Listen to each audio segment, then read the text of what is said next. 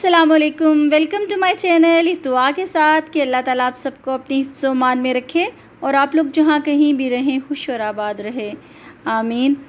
माशाल्लाह से जी पहला अशरा तो बखैर व आफ़ियत गुज़र गया है। पहला अशरा ख़त्म हो गया और दूसरा अशरा रमज़ान का मग़फ़िरत का अशरा जो है वो शुरू हो गया है। अल्लाह ताला हमारी गलतियों और कोताहियों को माफ़ करे। और इसी तरह जब 15 रोज़े हो जाने हैं तो काउंटडाउन शुरू हो जाना है और पता भी नहीं चलना और रमज़ान ख़त्म हो जाना है। आज का जो व्लॉग था वो मैंने तकरीबन दोपहर को ही शुरू किया। मैं तकरीबन 1 बजे आज उठी थी और फिर नमाज और तिलावत से फ़ारिग होने के बाद फिर मैंने तकरीबन पौने 2 बजे अरहम को उठाया, क्योंकि 2 बजे उसकी क्लासेस स्टार्ट हो जाती हैं। तो फिर उसके पास मुझे बैठना होता है, तो फिर साथ थोड़ा बहुत काम भी जो है मैं अपना ख़त्म कर लेती हूँ, साथ साथ उसको भी देखती जाती हूँ। तो वो इधर पास ही मेरे बैठ के तो अपनी क्लासेस ले रहा था। मेरा दरअसल शू रैक जो था वो ख़राब हो गया हुआ था, टूट गया है। तो ये मैं तकरीबन 3-4 महीने पहले कारफोर में ये ऑफ़र लगी हुई थी, तो वहाँ से लेके आई हुई थी। और ये मैंने पाकिस्तान ले जाने के लिए रखा हुआ था, क्योंकि हमारी प्लानिंग थी कि ये जून ईद के बाद हम लोग पाकिस्तान जा रहे थे। तो अब तो पता ही नहीं कि कब जाना है और क्या होना है। तो फिर मैंने कहा चलो इसी को इस्तेमाल करते हैं। तो मैंने उसको असेंबल करना शुरू कर दिया। इसको मैंने खोला और मैं देख रही थी इसको कैसे असेंबल करना है। अरहम भी अपनी क्लासेस ले रहा था, तो मैंने कहा जल्दी से अपना काम साथ ये वाला कर लूँ। उसके पास ही मैं तकरीबन बैठी हुई थी और मैं ज़्यादातर इसी तरह करती हूँ। जब अरहम को पढ़ने के लिए बैठाती हूँ, जब वो अपनी क्लासेस ले रहा होता है, तो मैं भी कोई ना कोई अपना काम निपटा लेती हूँ। अपना बेडरूम साफ़ कर लेती हूँ, ये लिविंग रूम साफ़ कर लेती हूँ। तो जब रिहा और उर्वा भी तकरीबन 2:30 बजे तक वो भी उठ जाएंगे और नमाज़ पढ़ेंगे, तो फिर वो अपना कमरा ख़ुद साफ़ कर लेते हैं और बाथरूम और किचन में सहरी में साफ़ करके जो सोती हूँ।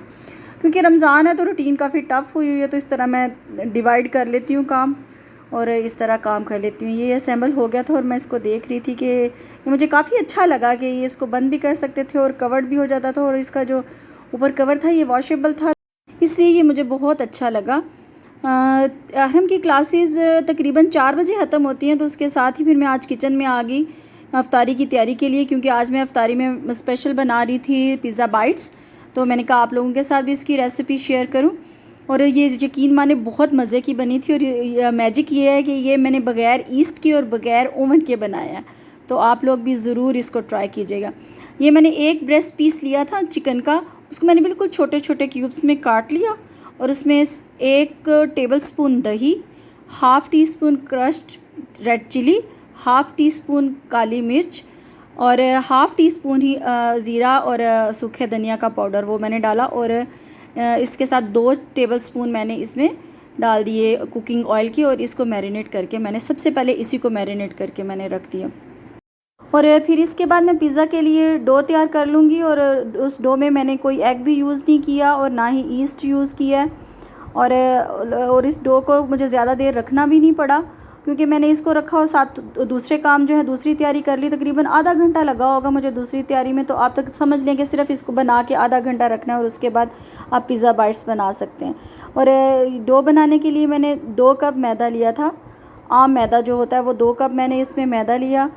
1.5 टीस्पून इसमें मैंने बेकिंग पाउडर डाला, 1 टीस्पून नमक डाला, 2 टीस्पून चीनी डाली और 2 टेबल स्पून मैंने इसमें दही के डाले। तो दही डालते हुए ख्याल रखिएगा कि दही आपका खट्टा ना हो, क्योंकि दही खट्टा होगा तो फिर आपको पिज़्ज़ा की बाइट्स में खटास महसूस होगी, थोड़ा खट्टा खट्टा आपको लगेगा। तो खट्टा ना हो दही ज़्यादा, तो वो इसमें डालें। और 2 टेबल स्पून ही मैंने इसमें कुकिंग ऑयल के डाले और इसको मैंने अच्छे तरीके से इसको गूंद लिया। तो शुरू में थोड़ा स्टिकी लगता है, हाथों के साथ चिपकता है, लेकिन इसमें पानी बहुत ही कम यूज़ करना है, क्योंकि वो दही की वजह से वो बहुत सॉफ्ट हो जाता है। तकरीबन ½ कप मैंने पानी लिया था और वो भी मैं थोड़ा थोड़ा करके डाल के साथ साथ मिक्स कर रही थी। और क्योंकि वो ज़्यादा पतली डो हो जाए तो वो फिर आपसे हैंडल ही नहीं होगी। तो इसको शुरू में स्टिकी होगा, हाथों के साथ चिपकेगा, लेकिन जैसे जैसे आप उसको नीट करते जाएंगे, आपके हाथ जब साफ़ हो जाएंगे तो आपको पता चल जाएगा कि डो बन गई है और डो नीट हो गई है। तो इसी तरह ये देखें ½ कप मेरे पास पानी है और इसी ½ कप पानी के साथ थोड़ा थोड़ा पानी डाल के उसको मैं अच्छे तरीके से गूंदूंगी। पहले पानी यूज़ नहीं करेंगे, पहले जो दही और ऑयल है उसी के साथ इसको मिक्स करूँगी और इस डो को अच्छे तरीके से मैं हाथों से ही गूंद लूँगी। और इसको तकरीबन आधा घंटा रखें। और देखिए, ये देखें, आप देख रहे होंगे, ये देखिए। और इसी तरह मैं हाथों से ही उसको नीट करती जा रही थी। ये देखिए हाथों से ही आप इसको ऐसे करते जाएंगे, नीट होता जाएगा और आपके हाथों से सारा साफ़ होता जाएगा।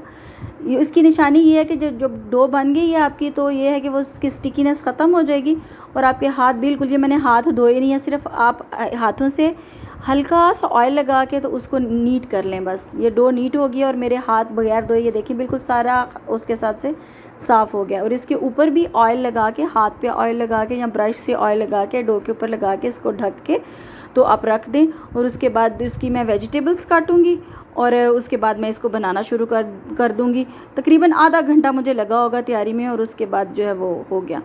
ये डो वगैरह बनाने से पहले मैंने बच्चों के लिए ये सेवइयाँ जो थी वो बना के रखी थी। इसमें मैंने थोड़ा सा कस्टर्ड डाला था, वो अब ठंडी हो गई हैं, तो मैंने कहा इनको भी निकाल के मैं फ्रिज में रख दूँ, क्योंकि मीठा साथ हो तो बच्चे सेवइयाँ वगैरह इस तरह की चीज़ खुश होकर खा लेते हैं। तो बच्चों का रोज़ा होता है तो खाना नहीं खाते, तो कोशिश होती है कोई ऐसी चीज़ बना लें जो बच्चे खुश होकर खा लें। अब मैं पिज़्ज़ा के लिए, पिज़्ज़ा बाइट्स के लिए वेजिटेबल्स काट रही थी और ये मैंने तकरीबन हाफ़ शिमला मिर्च ली थी, एक छोटा सा टमाटर लिया था, उसके मैंने सीड्स निकाल लिए थे और एक छोटा सा ऑनियन लिया था और उनको मैंने बारीक बारीक जो था वो काट लिया था, क्योंकि ओवन में नहीं बन रहे थे, बाहर पैन में ही बन रही थी, तो वो वेजिटेबल्स कच्ची ना, इसलिए इसको बहुत बारीक बारीक मैंने इनको काट लिया। सारी सब्जियां मैंने काट ली और पिज़्ज़ा सॉस मैं रेडीमेड ही यूज़ कर रही थी, क्योंकि रमज़ान है तो रमज़ान में इतना टाइम नहीं होता कि सारी चीज़ें बनाई जाए। तो इंशाल्लाह आप लोगों से मेरा वादा है कि मैं रमज़ान के बाद पूरी पिज़्ज़ा की रेसिपी ओवन में भी और बाहर भी बताऊंगी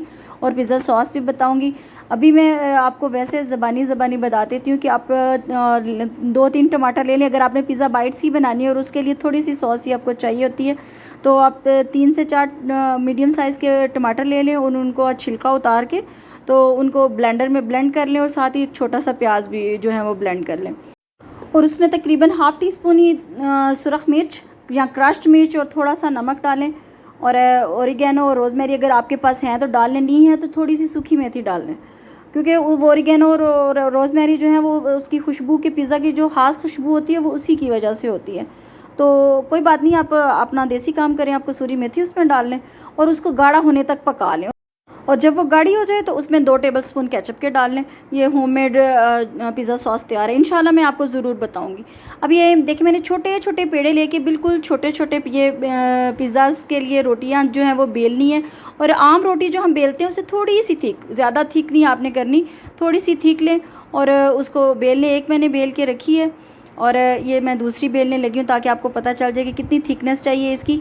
और ये देखें इजीली, बिल्कुल बहुत हार्ड भी नहीं है और बहुत सॉफ्ट भी नहीं है, इजीली हैंडल वो हो जाता है। और आपको मैं एक मज़े की बात बताती हूँ ना, मेरे साथ हुआ क्या, 2 बाइट्स मैंने रख दी बनने के लिए, तो उसके बाद मुझे याद आया, बल्कि रिया ने मुझे याद कराया कि मामा चिकन कहाँ है।